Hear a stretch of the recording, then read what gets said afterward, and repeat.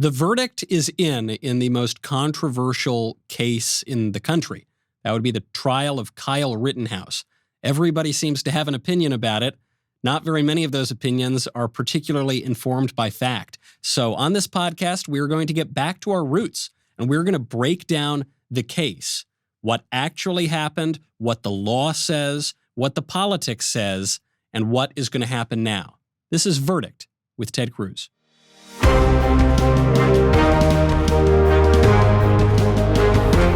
Verdict with Ted Cruz is brought to you by Stamps.com. If you're looking for ways to skip the trip to the post office and dodge all that hectic holiday shopping traffic, why not save time and money with Stamps.com? Stamps.com lets you compare rates, print labels, and access exclusive discounts on UPS and USPS services all year long. Here at Soundfront, we use Stamps.com to send you merch like that sweet, sweet cactus hat, to do business on the road and to save time and money. It just makes sense, especially if your business sends more mail and packages during the holidays. Whether you're selling online or running an office or a side hustle, Stamps.com can save you so much time, money, and stress during the holidays. And get discounts on post office and UPS shipping services without making the trip. Discounts you can't find anywhere else, like up to 40% off USPS rates and 76% off UPS. Going to the post office instead of using Stamps.com is kind of like taking the stairs instead of the elevator. If you spend more than a few minutes a week dealing with mail and shipping, Stamps.com is a lifesaver. So save time and money this holiday season with Stamps.com. Sign up with promo code VERDICT for a special offer that includes a 4-week trial, free postage, and a digital scale. No long-term commitments or contracts. Just go to Stamps.com, click the microphone at the top of the page, and enter code VERDICT. Verdict with Ted Cruz is also brought to you by AMAC. Did you know there's a conservative advocacy and benefits organization with more than 2 million members and counting? It's called AMAC, the Association of Mature American Citizens. AMAC has become one of the most impactful conservative organizations in America. Joining AMAC gives you access to money-saving benefits, cutting-edge news, and a magazine full of insightful takes on today's most important issues. But most importantly, AMAC is working tirelessly to preserve the freedom secured by our Constitution. With a full-time presence on Capitol Hill, AMAC is pushing back against the efforts to defund our police, weaken our borders, and replace your freedom with government controls. So stand with me and over 2 million patriots by joining right now at amac.us/cactus. That's amac.us/cactus. The benefits are great, but the cause is greater. Join today at amac.us/cactus. amac.us/cactus. Verdict is also sponsored by American Hartford Gold. I'm sure I'm not the only one who's noticed everything is getting expensive. We are in the biggest economic crisis since 2008, with a government that's printing trillions and trillions of dollars. Consumer prices are the highest we've seen in 30 years. Inflation is certainly here to stay. And if the government continues its out-of-control printing and spending, the dollar could continue its free fall and lose its coveted role as the world reserve currency. So how do you protect your money, your retirement, your savings? Well, American Hartford Gold can show you how to hedge your hard-earned savings against inflation by helping you diversify a portion of your portfolio into physical gold and silver. They'll even help move your existing IRA or 401k out of the volatile stock market into a precious metals IRA. And they make it easy. They're the highest-rated firm in the country with an A+ rating from the Better Business Bureau and thousands of satisfied clients. And if you call them right now, they will give you up to $1,500 of free silver on your first qualifying order. So don't wait. Call them right now. Call 855-768-1883. That's 855-768-1883. Or text CACTUS to 65532.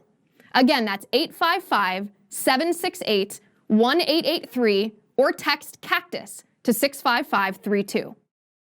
Welcome back to Verdict with Ted Cruz. It is so wonderful to be with our friend Liz Wheeler again. Liz, I know you've been away. You've been doing your own speeches. You've been doing your show, The Liz Wheeler Show. Last time I saw you, I was on your show at the National Conservatism Conference, where all three of us actually were speaking. And it's wonderful to be with you finally again. Yeah, it's so good to see you. It is funny how the three of us tend to always be in the same location, but not be because of the same reason. We come separately. But we did. We got to sit down for a long-form interview, you and I did. We did, and we actually talked about this guy, who's the other guy on this show. What's his name? He's the sitting U.S. Senator. I forget what's that. Ted Cruz, yes. I don't know if your ears were itching a little bit when we did discuss you. We did discuss your show, even though you weren't there. Whatever you said, I wasn't there. I didn't do it. Yeah, so whatever it was, total lies. Do not believe a word of it. Well, we're going to be getting into exactly what happened here in not merely the political angles and the media angles and the narratives, but what actually happened in Kenosha, Wisconsin that led to this trial of Kyle Rittenhouse. Then we will get to what it means. So Liz, we will see you in just a little bit when we need to process what all of this actually means. Thanks, Michael. Everybody at home, everybody at work is talking about this verdict. And it is an amazing thing because it is so polarized. Listen, we live in a time where everything is polarized. But the morality tale that is told about the trial of Kyle Rittenhouse, they're two different universes. If you talk to someone on the left, they are horrified. They are shaken. They're like, okay, some crazed white supremacist illegally brought a gun across state lines and then gunned down protesters, and now he was set free and vigilantes are encouraged to shoot anyone they want. On the other side, you get a morality play of, Kyle Rittenhouse, this great hero for justice, was vindicated. And listen, I am very glad for the verdict. I think the jury reached the right verdict, which is not guilty. But by any measure, what happened that night in Wisconsin was a tragedy, and it was a tragedy on many fronts. Because there is a lot of ignorance just on the basic facts of the case. Members of my own family have reached out to me and said, wait, I thought this happened. Wait, I thought it was like this, and just getting things wrong. Maria Shriver actually sent out a tweet. Maria Shriver is as plugged in to the media and to politics as it can possibly be when you're a Kennedy. And nevertheless, she seemed not to understand the basic facts. I think you had a little bit of an exchange with her on Twitter. Well, I did. So her tweet was rather amazing in that she tweeted, she said, I'm trying to take a beat to digest the Rittenhouse verdict. My son just asked me, how is it possible that he didn't get charged for anything? How is that possible? I don't have an answer for him. And I got to say, I read this, and look, on one level, it's stunning. I mean, this woman, I looked actually at her Twitter. I wasn't sure what she's doing now, but her Twitter bio describes herself today as an NBC anchor. So she is literally paid to be a journalist and presumably to report on the news. And she has absolutely no idea what occurred. Try this. Number one, he was charged. Remember, she starts with, how could it be that he wasn't charged? He was charged. Right. He obviously was charged. There was a trial. He was charged with 6 counts. And as I tweeted, that thing that just finished was his trial. Right. But let's start with that. NBC is claiming he wasn't charged with anything. Very basic facts. Look, let's stop for a second and go back to what happened that night. Last year, we all remember, we saw riots occurring across the country. We saw violent riots occurring across the country. And we saw in the August of 2020, in these riots, we saw cars being firebombed. We saw stores being looted. We saw enormous mayhem, and we saw it made even worse by politicians, almost exclusively Democrats, and maybe exclusively Democrats, refusing to enforce the laws, and so allowing these riots to rage. And in Kenosha, Wisconsin, there were 3 days of violent riots and hundreds of fires set and stores looted and car dealerships looted and just rampant violence. And this was led by BLM and Antifa. I mean, the Kenosha riot was specifically because the cops shot Jacob Blake, who was a man who was resisting arrest, who was accused of sexual assault, who was reaching into a car with a weapon. The car had kids in it as well. There had been this long standoff where he wouldn't submit to being arrested. But even that then caused days and days of riots as though it were some grave injustice. Yeah, you literally had a knife-wielding felon who was threatening the police officers who got shot. And by the way, it's a really bad idea to threaten police officers with a weapon. It can very easily end in deadly force, and that is what occurred there. But in this hyper-leftist environment, a criminal threatening a police officer with a weapon who in turn faces deadly force becomes lionized as a hero. Yeah. And we had riots occurring for multiple days. Now, Kyle Rittenhouse, he was 17 years old. Kyle lived about 20 miles away from Kenosha. So he lived in Illinois. It is true he lived in Illinois. But right on the state line between Illinois and Wisconsin. And Kenosha, Wisconsin is where Kyle Rittenhouse's mom lived. It's where Kyle actually worked. He worked as a lifeguard in Kenosha. So to say cross state lines, people get this image of someone, me traveling from Texas to New York or something. Right. I mean, this was 20 miles away from his house. This was his neighborhood where his mom worked, where his mom lived, where he worked. And there were multiple days of protests. And so Kyle went there to help protect the stores, help protect the properties that were being burned, that were being looted. And that sadly that the local law enforcement was not protecting. He went there. One of the things that has been widely reported that people say is, well, he was illegally carrying a gun. That is, in fact, false. He actually did not carry any gun across state lines. When he got to Wisconsin, he met a friend there who had an AR-15. Now, what is an AR-15? And this is, again, where people don't necessarily understand the language. An AR-15 is a rifle. It's not a machine gun. An AR-15 is a legal rifle. In fact, it's the most popular rifle in the United States of America. It is a common rifle used for home defense. The difference for those who are not familiar with firearms between an automatic rifle and a semi-automatic rifle, an automatic rifle is a machine gun. You hold the trigger down and lots of bullets come out. A semi-automatic rifle, you pull the trigger once, one bullet comes out. You pull the trigger again, a second bullet comes out. So it takes one bullet for each pull of the trigger is the difference between automatic and semi-automatic.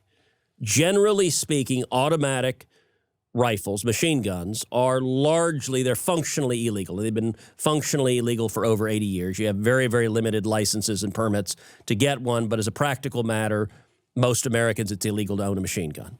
Kyle Rittenhouse didn't have a machine gun. He had a semi-automatic rifle. That rifle was his friend's rifle that his friend allowed him to use in Kenosha that night because they were both going out to try to protect the local community from violent criminals that were threatening the community. So on the claim that he had an illegal gun, we know that claim is false because I mentioned a minute ago he had 6 charges. One of the charges that was brought against him was that he was carrying a gun illegally. That charge was dismissed by the trial court. As a matter of law, the court ruled that it was wrong, that it was legal for him to possess the firearm he had. So that claim is false. What happened was a violent riot was unfolding, and the violent riot consisted of a lot of really violent criminals. The first individual that Rittenhouse encountered was a violent felon named Rosenbaum. Rosenbaum was a convicted child molester, someone who served 15 years in prison. A serial child molester. More than one time. He pleaded guilty to 2 counts of molesting teenage boys. At the time he was charged, it was alleged that he had molested 5 different teenage boys, and he pleaded guilty and served 15 years for it. So we're talking a serious, violent criminal and child molester. Rosenbaum saw Rittenhouse, angrily pursued Rittenhouse, screamed at him that he was going to kill Rittenhouse, chased Rittenhouse, and tried to physically grab his gun. Now, Kyle Rittenhouse is running away at the time. He's facing a large angry, violent felon who is screaming death threats at him and trying to physically take his gun. And it is quite reasonable for someone to believe, if the violent criminal succeeds in taking your gun, that he will do what he is threatening to do, which is to kill you. And so Kyle Rittenhouse shoots Rosenbaum and kills Rosenbaum as he's trying to take his gun. At this point, what does Rittenhouse do next? And remember the narrative that's being told of he's this, crazed vigilante. He's out there like wanting to shoot people. Rittenhouse begins running towards the police barricades, trying to turn himself in. And a mob chases him. So Rittenhouse running toward the cops, presumably not because he believes he has committed some crime, but as he's doing it, this mob, this Antifa and BLM mob starts chasing after him, and Rittenhouse goes down. Now, at this point, you get the second interaction that's in play with the Rittenhouse trial, and that is Anthony Huber. So Anthony Huber, another convicted felon, comes up, and Huber doesn't have a gun. Huber has a skateboard. Now, at a lot of these BLM and Antifa riots, the weapons that are used are not always conventional weapons.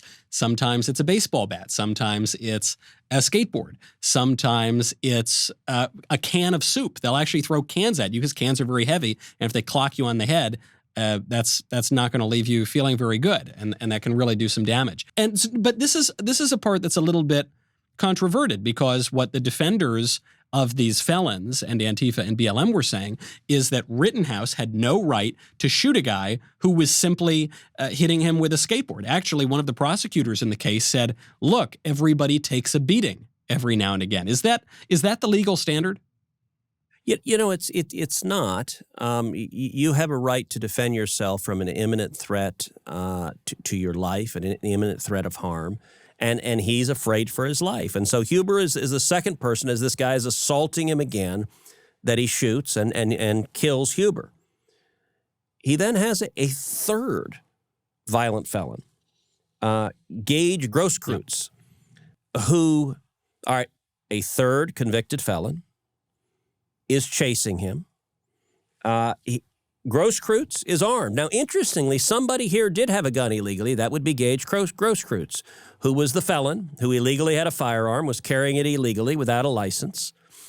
And Gage testifies at the trial that he points his gun directly at Kyle from 3 feet away, points his gun, and when he points his gun, Kyle fires again, hits him in the arm. Doesn't kill Gage. Gage survives and testifies, but does real damage to his arm. Those are the 3 people that were shot that night. Now, it's worth noting several of the facts that the media got wrong. Number one, there are, I'd be willing to bet, tens of millions of people across America who believe Kyle Rittenhouse shot 3 black men.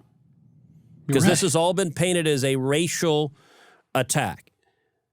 As it so happens, Kyle Rittenhouse did not shoot any African Americans. All 3 of the people he shot were white.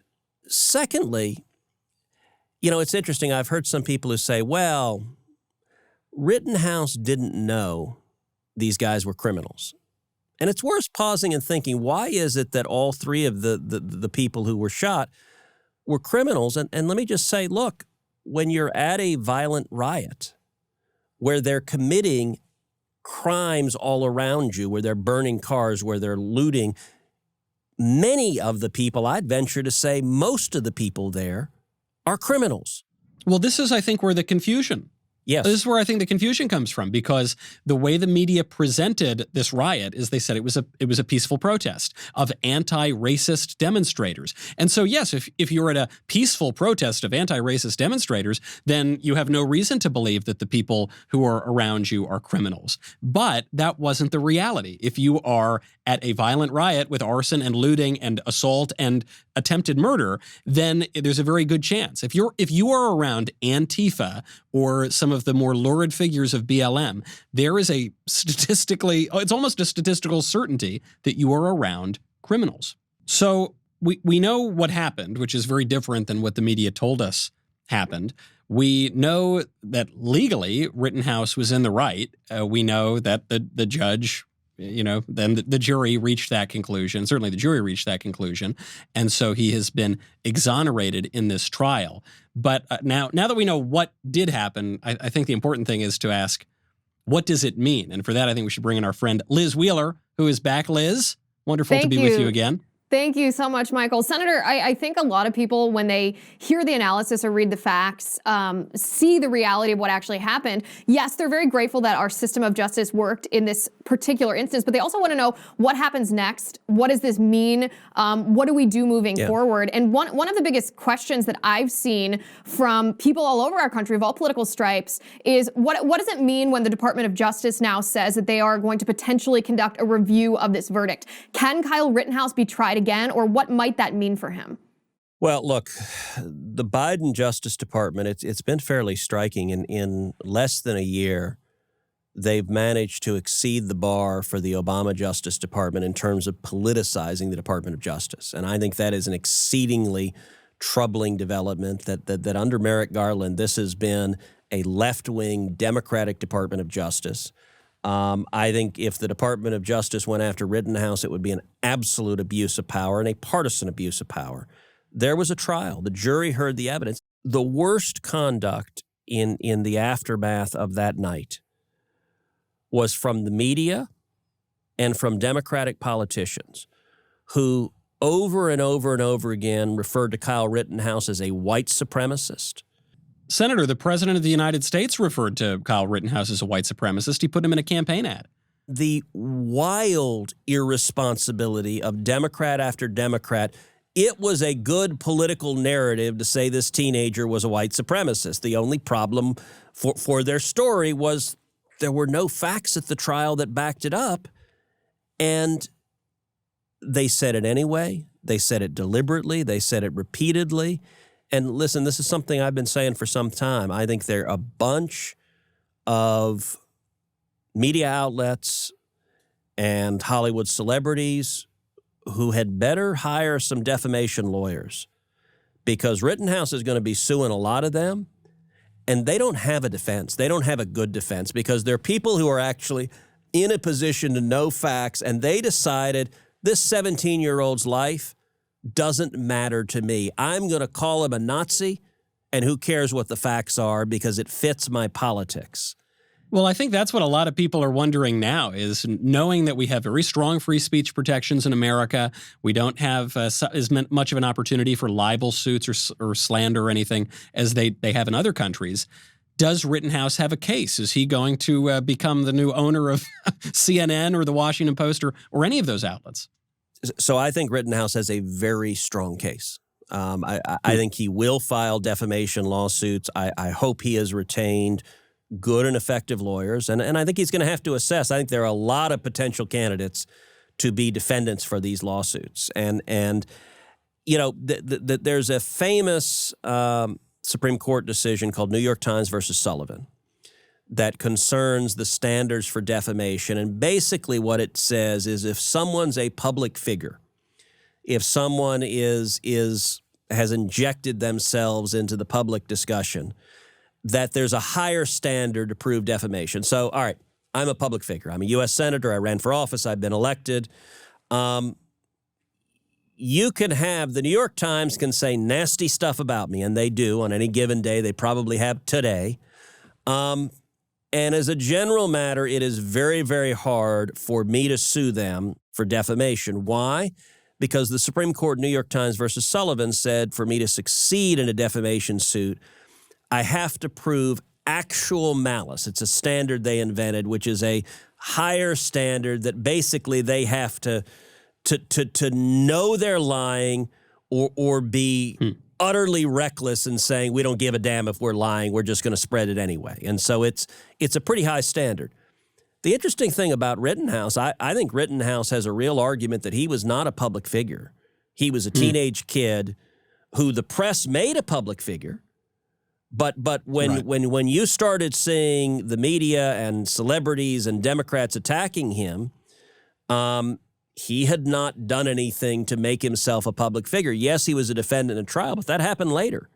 And for that matter, after the jury verdict, after it was clear that there wasn't any evidence at trial he was a white supremacist, we saw a bunch of media folks repeating the same lies. I mean, I got to say, the ones that doubled down after the verdict, they really should have put like a giant kick me sign on their back, except instead of kick me, it should have said sue me, because they don't care what the truth is. They're going to spread their political message, truth be damned. And I very much hope the people who were willing to spread lies and didn't care about the truth, I hope we see some very big damages awarded to Kyle Rittenhouse. Well, I think this idea that Kyle Rittenhouse, and I agree, Senator, I mean, it seems that he's going to be in physical danger. Even his lawyer and his family have mentioned as much. But this speaks to the bigger philosophical idea that the left isn't interested in the pursuit of justice. They aren't interested in saying, listen, the jury spoke,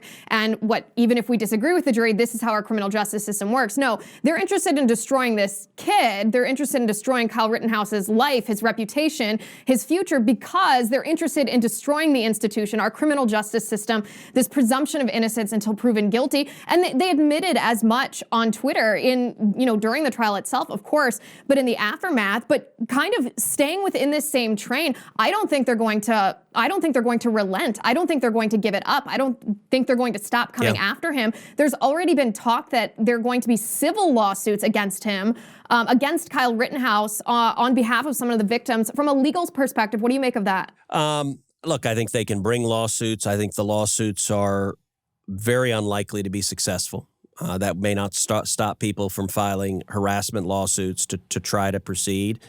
We've seen in some circumstances, you think O.J. Simpson, where there were civil lawsuits that had a lower threshold and a greater chance of success than the criminal trial. This is very different. I mean, that O.J. Simpson was not an instance of self-defense. In this case, look, I think what we have seen in and around and in the aftermath of the Kyle Rittenhouse trial is the perversion and destruction of our justice system from the hard left. And that was true on multiple levels. During the trial, you saw much of the media, you saw many of the left-wing commentators demonizing the judge, attacking the judge, personally trying to defame the judge. The judge, by the way, is trying to enforce the law. So, for example, by the way, this prosecutor is the Gomer Pyle of screw-ups. It is one of the worst trial lawyers I've ever seen. He got repeatedly admonished from the trial judge because he kept doing things wrong. He stood up to the jury and said, "Can you believe he exercised his right to be silent?" Well, you're allowed to do that. The Fifth Amendment protects your right to remain silent. The moment that really encapsulates it is when the prosecutor took the AR-15 and pointed it at the jury with his finger on the trigger, which is horrific. And by the way, anyone who has the barest modicum of firearms training knows you don't put your finger on you don't point the gun at anybody unless you are in a situation where you are prepared to and may need to use lethal force. And you don't put your finger on the trigger unless you are prepared to it in the instance of pulling the trigger to fire the gun. And it, to be honest, when he pointed it at the jury, it reminded me of, Alec Baldwin. I mean, it was something nobody who was familiar with firearms would possibly do. And yet this clown was literally pointing a gun and hoping it was unloaded at the jury.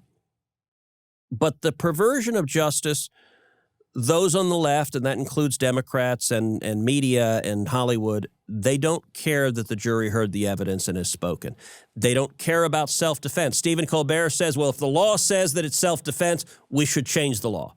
So what they're saying is you should not have the right, if someone is violently attacking you, if you are on the ground, if a mob is chasing you, if they are beating you, if they are threatening to kill you, you should not have the right to defend yourself.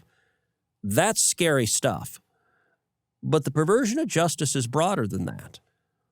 All of this began because left-wing prosecutors and left-wing politicians refused to enforce the law and protect the community from Kenosha against violent rioters. If law enforcement had been allowed to do its job, to arrest the rioters, to put them in jail, to put them in handcuffs, you know what? Rosenbaum would have still been alive. Huber would have still been alive. They would have been arrested for being violent criminals and rioting, but they would have still been alive. But the politicians created this problem, and I got to say we saw a manifestation of that tragically this week, again in Wisconsin, with the horrific Christmas parade. The lunatic who drove the SUV into that parade, killing, wounding dozens, I think upwards of 40 people, including young children. It was horrific. And you notice the media isn't covering what caused it. You had an individual, number one, a Black Lives Matter supporter, a rapper, a repeat felon, who had just recently been arrested for what? For running someone over with his car. Not just someone, the mother of his child. The same car that he used to commit this crime, he had run her over with to violently assault her. He had been arrested, and there's a left-wing prosecutor, the district attorney in Milwaukee, who was elected with George Soros's financial support. He's part of the left-wing prosecutors across the country who don't prosecute violent criminals. They let this guy go. Michael, do you know what his bail was that they let him go on? So it's hard to keep track because he's been arrested so many times in recent years. The first time, it was either $500 or $1,000, and I think it was $1,000 this time too. Yeah, it was $1,000 he was on bail for running over the mother of his child with the car. He was out on bail, and just a few days later, boom, he runs over dozens of people. And it's the same problem when you have left-wing politicians, prosecutors, DAs, governors, mayors that refuse to enforce the law. Violent criminals target innocent citizens, and whether that is burning stores and car lots in Kenosha or I mean, what a nightmare. The videos of that lunatic driving into that parade is the stuff of nightmares. But it's not an accident. It's the result of policies destroying our justice system, which the radical left is trying to spread across the country. And this is the dark side of criminal justice reform, and which is the euphemism that is used for movements as radical as abolishing the police or abolishing prisons. Yep. Rashida Tlaib, the Democrat congressman, continues to maintain that we need to empty out federal prisons within 10 years. Empty them all out, not leave a single person in them. And this is... It sounds all very nice and happy and feel good and kumbaya, and we're going to be really compassionate to the criminals. Well, here's the flip side, is that people who have done very bad things, who are not reformed, who are going to do really bad things again, go out, and what do? Surprise, surprise. They do really bad things. This is the practical effect of the extremes of criminal justice reform. And hopefully people can learn a lesson from that. Republicans certainly, but hopefully Democrats too, because I don't think people like to see their communities being torched and looted and attacked by these criminals. I want to take a minute and praise the courage of the 12 members of the jury. Yeah. Look, it was not complicated. That there was and remains a very real threat to their physical safety and lives. Left-wing activists were taking their pictures. I mean, heck, MSNBC was banned from the courtroom because the cameraman was allegedly trying to follow the jurors. And I promise you, those jurors knew if we vote to acquit, we may find radicals threatening us and our families. And you know, it's easy to say, well, of course they did the right thing. Look, jurors get scared. And it was, there were a lot of forces that wanted to use the threat of violence to intimidate those jurors, to convict that kid. Facts be damned. We want a scalp. And I just want to praise those 12 men and women for doing the right thing in the face of a real risk of intimidation and violence. That is a moment to be proud of our country and our justice system for ordinary Americans doing their duty and following the law. Absolutely. courage and moral clarity are in short supply. So it's really edifying and gratifying to see people exercise that. All right, we've got to go. Liz, anything before we leave? Yes, we do not have time in this episode today because we had so much good content for a mailbag. But for next week's episode, go on over to verdictwithtedcruz.com/plus. If you are a subscriber on the Plus community, then you get exclusive access to ask questions that the Senator, Michael, and I will answer live here on the show. Go to verdictwithtedcruz.com/plus for all kinds of extra goodies to any questions we don't get to here on the show. We usually try to get to over on Plus. Michael? Excellent. And, there's the Plus virtual digital community, but we are going to be coming to a school near you. We are going on the road in real life. The Verdict Tour will continue with Young America's Foundation. To submit your school, to apply, to have us come to your school and do a live show and talk to everybody and take your questions, go to yaf.org/verdict. The deadline to apply is December 15th. So please get all of those schools in. We will go to right-wing schools. There are like 3 of those. We'll go to left-wing schools. We will go all over the country. So make sure you get your schools in. For now, that's all. I'm Michael. This is Verdict with Ted Cruz.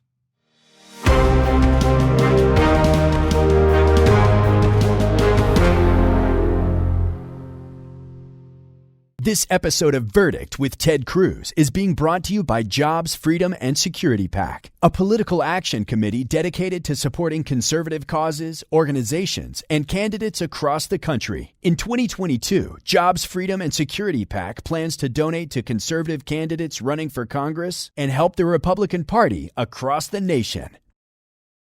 If you like this video, you should click the like button, and then you should subscribe, and you should ring the bell, and you will never miss another video.